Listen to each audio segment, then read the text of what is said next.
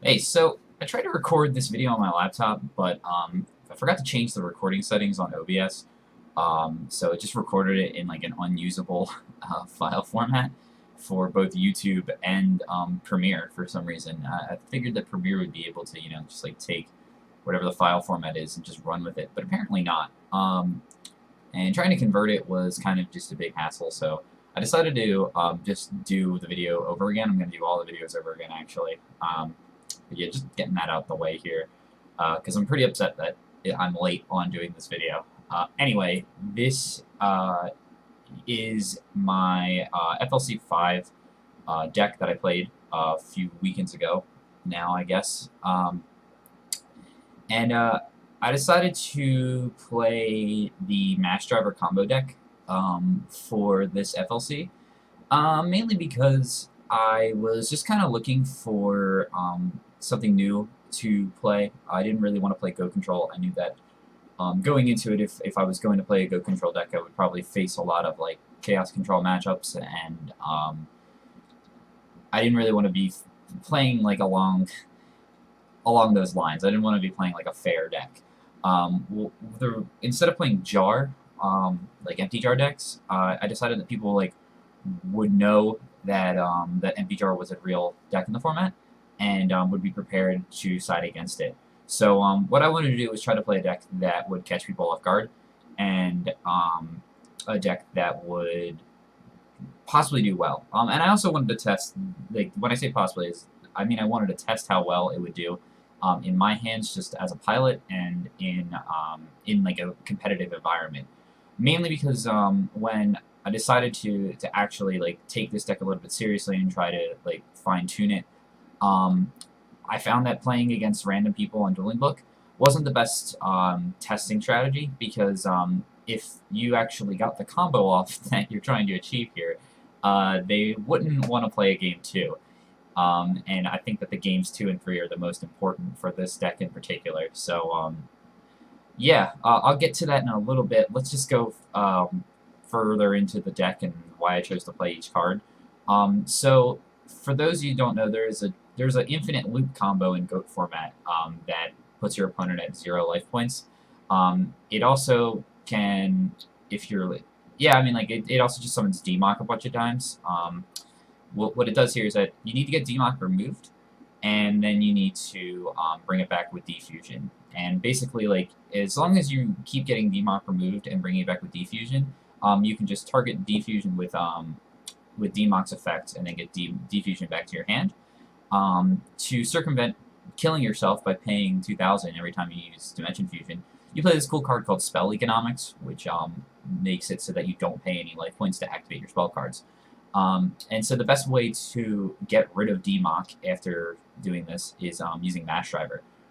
So Mash Driver, you tribute a card, tribute a monster, and deal 400 to your opponent. So essentially, if you have this this loop going with a Mash Driver or a Cannon Soldier on your board, you just kill them. Doesn't matter what life points they're at, because you just do this an infinite amount of times, or just until they're dead. So yeah, this is a... I mean, there's definitely parts of this combo that are fragile that can be interacted with and sided against, but I figured that people were going to be, if they were going to be siding in like a burn deck, like siding against a burn deck, they wouldn't be siding in Death Wombats, because a lot of people were going to be on trap burn lists, and Death Wombat isn't great there because yeah, like it doesn't actually answer any of the cards. It's just kind of like they can kill a Death Wombat easily, right? The thing they can't kill easily is like a Jinzo. So people would probably be on more of Jinzo lists for those, so that they make all the traps just dead, even if the traps aren't, because sometimes those traps aren't actually burn cards.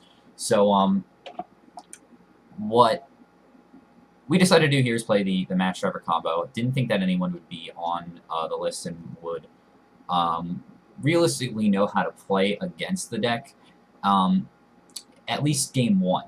Mainly because we're trying to get people on with the surprise factor of this infinite loop here. How we get to get the DMOC out and the Cannon Soldier out is cards like Monster Gate and Reasoning. Now, when people see these cards, they think that this that the deck might be a Grindy Gate deck, or just a like reasoning turbo kind of chaos deck. So the most likely what they're gonna call when they see a blind reasoning is number 4. And the reason why is because 4 hits Sacred Crane, which is most likely the card that they're going to you're the most likely the card that you probably will get off of reasoning most of the time. So people are going to hit 4, or they're going to call within the range of 4, 5, 6, and 8, right? Because they want to either not get hit by an Air Knight, they're not going to get hit by a Jinzo, or they don't want to get hit by DMOC, right? And in that particular case, what happens here is that we're playing on top of the Monster Gate, and the Reasoning engine is the Cyber Jar, Morphing Jar, and Book engine. So it kind of looks like Empty Jar. This engine, what this allows us to do is actually just draw 5 cards, which is insane in this deck because we need as many cards as possible to get to our combos. And it also messes up the math for reasoning. So if they are expecting if they call like a 4, and you have all 4 of your monsters in the deck, I mean, it's 75% chance that reasoning is going to hit one of these cards. And that's super good for you. And if they call for and you have like a Cannon Soldier in your hand, I mean, then it's 100% that they're not going to hit any of these cards. I mean, they might call 8, and then again, it's a 75% chance. But if they call 8, what's cool is that we have ways to get DMOC back if it's in the graveyard. We play a single Soul Release to do that. Banish the DMOC from or other cards as well from your graveyard, and then Dimension Fusion it back. But we also play Premature Burial to get back DMOC from the graveyard. Cards that we like to play to get unstuck in situations, because drawing DMOC kind of sucks, is we get to play Reload. This puts back all the cards in the deck, and yeah, you get to go off better. If you have like a DMOC in your hand, you can reload it back and then hopefully reasoning it off. You have to play both Reasoning and Monster Gate, because Monster Gate actually ensures you get to the next monster that you need to get to.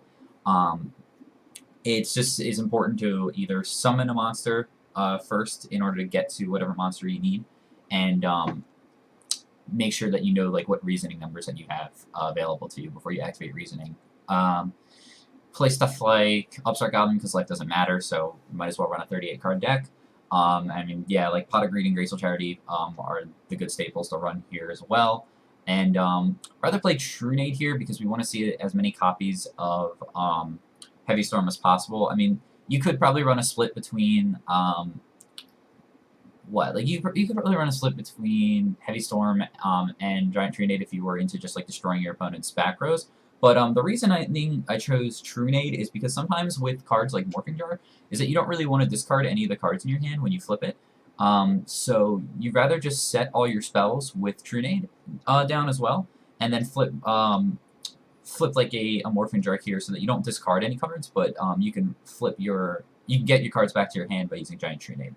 It also is good because if you use Giant Trunade and then do the Morphing Jar flip or whatever, you get to get rid of your opponent's back rows in case they had any. And also Trunade just is there to clear back rows and make sure you go off. Same with Spell Reproduction lets you get back one of your combo pieces if you like have like 3 out of the 4 parts. So say like you had like a DMOC like removed and like Spell Economics and Mash Driver, but you needed the Defusion. If you have 2 spells, I mean, just Spell Reproduction gets you there. It also is okay to get you there if you need to combo off a little bit better. So you can get back combo starters like the Reasoning. If you have a Jar, you can get back one of the books if you have one of the other books. Yeah, so Spell Reproduction is pretty powerful in that regards. What is interesting about the deck here is we side into actually a Grindy Gate deck. So once we do the combo to them, or at least reveal that we're on this combo deck, the idea is that your opponent should get smart and start calling better numbers. Like they'll call in between 2 and 3 so that they try to hit your jars, which is the most important thing for them to hit.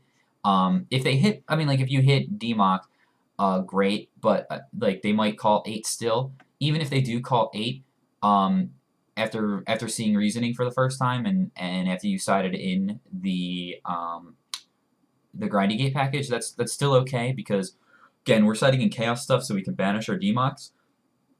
But they maybe want to call in like 2 and 3 if they see this first and see that you resolve a jar off of a Reasoning first. So the idea here is to take the jars out. If you look at Soul Release, these are all the cards that I consider siding out in games 2 and 3, because you want to keep the combo in, I think, in games 2 and 3 here, mainly because you still have the DMOC in the deck. So yeah, these cards aren't really that good going second, and they're really just mainly like game ender cards that can just kill your opponent, right? Like they're these combo pieces that don't do anything if they're on their own. But what I figured is that the having these cards in the main deck will allow you to just kill your opponent out of nowhere with the loop anyway. It's also cool to have like Mass Driver in a sort of Dimension Fusion style deck, because if you make a big push with Dimension Fusion and you do like a couple of damage, if you have like 4 cards out there, that's 2,000 damage. I'm sorry, that's 16 additional damage that you can do with the Mass Driver. 4,000 if you have the Cannon Soldier, and if you have 5, I mean, it just gets up there to 25 or 2K. That's on top of the already like the damage that you did with like BLSs, DMOC, and Cranes and stuff. Yeah, the reasoning why see the reasoning why I wanted to put the Grindy Gate deck in, like sided in basically, is because I figured that if people were smart, they would catch onto the combo and then call the wrong numbers, and then you would also have this Grindy Gate like chaos style deck that can throw them off. So then if you keep it in and lose game, or if you bring this in and lose game 2, you could side it back out and side the combo back in and play this meta game with your opponent about what reasoning numbers you should call and what side decking that they should do. Because sometimes what they would want to do is, since I recognize that Nico Main King might be like an okay card to side against the Jar Engine, because if you're flipping up jars and they discard a Nico, like your turn just ends, so you couldn't combo off on them. They might side that in game 2. If you side out the jars, then you and put in this other package, the Grindy Gate packaging, that those Nikos just are not very good at all.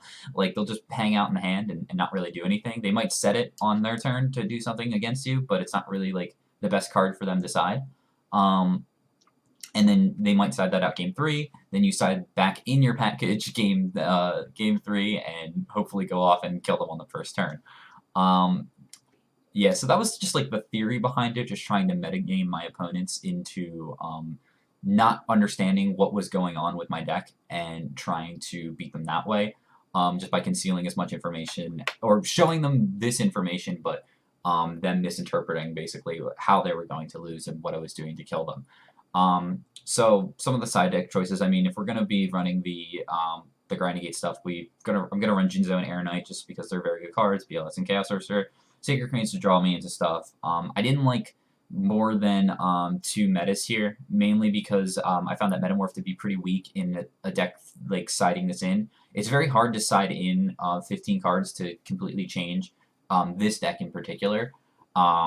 So I decided to cut like a Metamorph from it because I didn't think that it was very, like it just didn't seem very good. Scapegoats to block stuff, and also for Monster Gate. I mean, Metamorph is good too. To get into the 1,000 Ice Restrict, that's always a card that you can use to get rid of a guy and then Monster Gate your 1,000 Ice Restrict away, or even you can tribute it off for Cannon Soldier for burn damage as well. I figured playing Threatening Roar would be better in this kind of deck because if people were onto stuff, you could, like, Mirror Force just gets outed really easily by stuff that like by Breaker and MST and Heavy Storm and things. At least this way, with Threatening Roar, you could proactively just not have them attack that turn and try to either kill them on the crackback or set up a better board on your next turn. Torrential is just a better card to clear boards with, and then I decided to actually run a Curse Seal, the Forbidden Spell, just in case anyone in the tournament was trying to play like a Empty Jar or another combo style deck, where like negating a key spell card would be very good. Obviously this card's alive a lot since I run like 36 spells, so like I'm going to be able to activate this if I have it set most of the time. So that was, my side deck was very much aimed towards certain matchups, like at least this portion of it was aimed towards certain matchups, what I thought I would be facing throughout the tournament. So yeah, I think that this deck is pretty strong, but it's kind of fragile, not just only like as a deck itself, in that sometimes this deck just loses to itself, like you're not able to get the combos off, while other times you need to really understand the environment that you're bringing this deck to. I don't think it's something that like you're going to see much success with if you're just casually running it on a dueling book, like just going into dueling book and just saying, I'm going to play this deck. Because people either are not going to give you like a serious testing kind of thing with it, or you're going to like just lose to yourself kind of thing. So if you bring this deck to like a GOAT local, you kind of need to know like the metagame of your GOAT local, or if you play GOATs online, you need to know the metagame of the online community in which you're playing in order to successfully pilot this deck to like very high.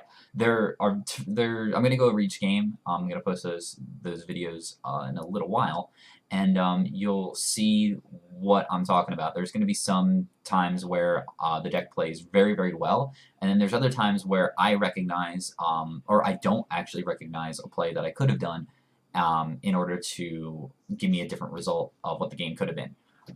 So yeah, this deck is pretty strong, but again, pretty fragile in some cases. I do like playing it a lot. It does feel very powerful to play, and yeah, it's just kind of fun getting DMOC back over and over again. So thanks for tuning in. Check out Format Library. Great website for any resource for any old formats, and they host monthly tournaments for GOAT and Nova if you're interested in the Nova format. So yeah, check them out, and thanks for watching.